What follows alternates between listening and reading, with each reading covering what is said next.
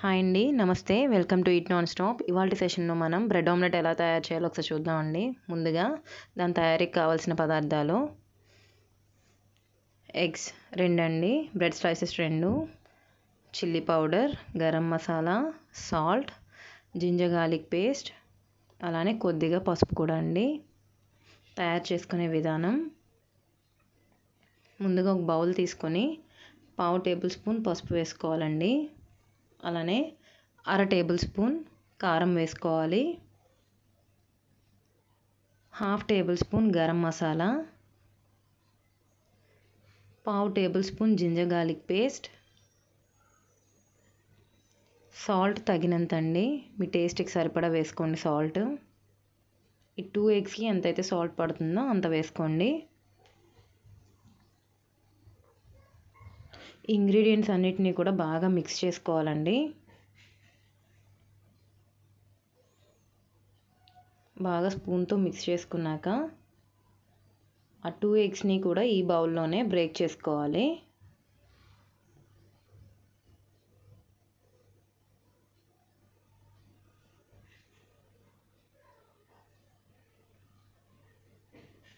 చూస్తున్నారు కదా, ఎగ్స్ కూడా ఇందులోనే బ్రేక్ చేసి వేసుకుంటున్నాను. 2 ఎగ్స్.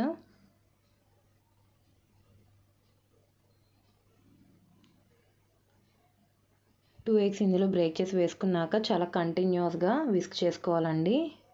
ఎక్కడ కూడా ఆ పేస్ట్ అట్లా విడివిడిగా కనిపించకూడదు. బాగా ఈ సొనలో బాగా కలిసిపోవాలన్నమాట. అంత బాగా విస్క్ చేసుకోవాలి.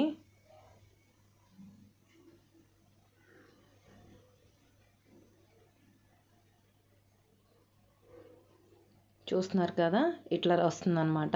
ఇలా నీట్గా విస్క్ చేసుకుని పెట్టుకున్నాక స్టవ్ ఆన్ చేసి ప్యాన్ పెట్టుకోవాలండి. ఒక 3 టేబుల్ స్పూన్స్ ఆఫ్ ఆయిల్ వేసుకోవాలి. ప్యాన్ వేడైన తర్వాత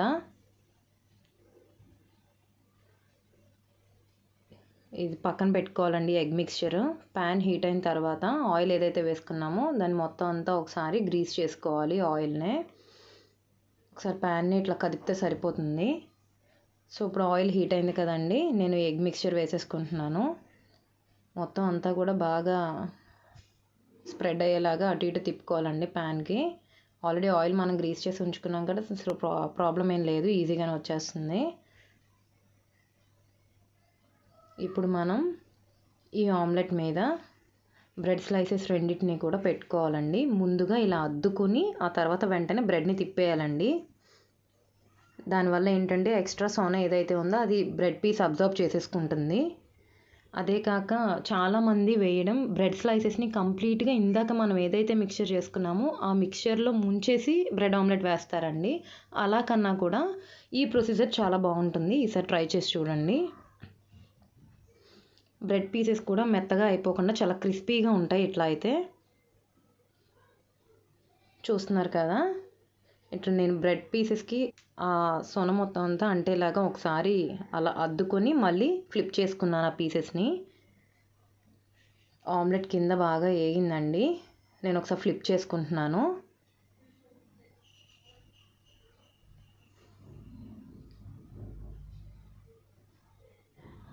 చూస్తున్నారు కదా, ఫ్లిప్ చేసుకుంటున్నానండి. ఇది ఫోల్డ్ చేయడం కూడా ఒక ఆర్ట్ అండి. బయట అయితే ఇట్లానే ఫోల్డ్ చేస్తారు, నేను చూపించిన విధంగా రెస్టారెంట్స్లో. ఇప్పుడు ఇది మళ్ళీ ఇంకొకసారి అటు ఫ్లిప్ చేసి అటు ఇటు ఎటైతే మన బ్రెడ్ స్లైసెస్ 2 వర్టికల్గా పెట్టుకున్నాం కదా, వర్టికల్గా పెట్టుకున్న సైడ్ కాకుండా అటు ఇటు ఏదైతే ఆమ్లెట్ మిగిలిపోయిందో అది మధ్యలోకి ఫోల్డ్ చేసుకొని ఇప్పుడు ఒక బ్రెడ్ స్లైస్ కిందకు వచ్చి ఇంకొక బ్రెడ్ స్లైస్ పైకి వచ్చేలాగా మళ్ళీ మధ్యలోకి ఫోల్డ్ చేసుకోవాలండి. చూస్తున్నారు కదా, ఇదన్నమాట ఫోల్డింగ్. బ్రెడ్ కూడా చూసారు కదా ఎంత బాగా వేగిందో. ఇప్పుడు నేను ఇంకొక బ్రెడ్ ఆమ్లెట్ కూడా వేసి చూపిస్తున్నాను మీకు ఎలా వచ్చిందో. ఇప్పుడు మళ్ళీ చూడండి ఆ ఫోల్డింగ్ ఎలా చేస్తున్నానో నేను. చూసారు కదా, అటు ఇటు ఉన్న ఆ ఎక్స్ట్రా ఆమ్లెట్ పీస్ ఉంది కదా, అది మధ్యలోకి ఫోల్డ్ చేసుకుంటున్నాను బ్రెడ్ పీస్ మీదకి. అలానే ఈ బ్రెడ్ పీస్ని ఆ బ్రెడ్ పీస్ పైకి ఫోల్డ్ చేశానండి. అంటే మన శాండ్విచ్ వచ్చినట్టు వస్తుంది అనమాట. ఆమ్లెట్ అంతా మధ్యలోకి వస్తుంది, పైన కింద బ్రెడ్ పీస్ ఉంటుందన్నమాట. బ్రెడ్ కూడా చాలా క్రిస్పీగా ఉంటుంది. అలానే ఎగ్ టేస్ట్ మనం ఏదైతే ఆ మిక్చర్ చేసుకున్నామో ఆ టేస్ట్ కూడా బాగా తెలుస్తుంది అనమాట. చూసారు కదా, మయోనీస్తోనూ టొమాటో కెచప్తోనూ సర్వ్ చేసుకుంటే చాలా టేస్టీగా ఉంటుందండి. ఈసారి మీరు కూడా మీ ఇంట్లో ఇలా ట్రై చేసి మీకు ఎలా వచ్చిందో నాకు కామెంట్ రూపంలో తెలియచేయండి. Thank you friends. మరిన్ని వీడియోస్ కోసం please subscribe eat non stop. Thank you.